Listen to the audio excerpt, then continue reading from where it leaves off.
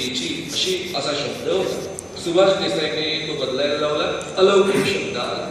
अलौकिक शक्तीची कृपा मिळवण्याच्या हेतूने ज्यामुळे जीवाला धोका निर्माण होतो किंवा शरीराला जीव घेण्या जखमा होतात अशा अमानुष अनिष्ट व अपुरी प्रथांचा अवलंब करणे, अशा प्रथांचा अवलंब करण्यास प्रवृत्त करणे, उत्तेजन देणे किंवा सक्ती करणे हा कायद्याने गुन्हा आहे.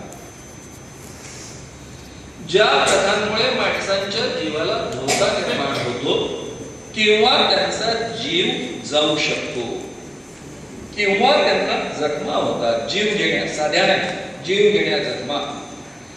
कोणी जर जैन धर्मामध्ये केस उपटतात हे यामध्ये येईल काय? नाही. जरी थोडस रक्त येत असलं तरी नाही, कारण त्यामध्ये जीव जाण्याची शक्यता नाही, जीव घेण्या जखमा होत नाही.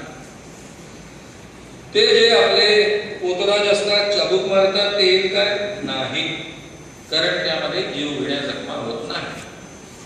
मातमच्या काळामध्ये काही लोक स्वतःची छाती पेटतात, हाय हाय करतात, ते येईल काय? नाही, कारण त्यामध्ये जीव जाण्याचा धोका नाही, जीव घेण्या जखमा होत नाही. मातमच्या काळामध्ये शरीरावर ब्लेड मारतात, ते येईल काय? हो, येईल, कारण त्यामध्ये जीव जाऊ शकतो. अनेक धार्मिक प्रोग्राम मध्ये पाठीमागे हुक बांधतात, रथ ओढतात, लिंबू लटकवतात, नारळ लटकवतात, ते येईल काय? नाही येणार. फक्त पोलीस या ठिकाणी काय करेल? सांगेल, अरे म्हणजे अँटीसेप्टिक वापरा, धनुर्वात वगैरे होता कामा नये, कोणता रोग होता कामा नये,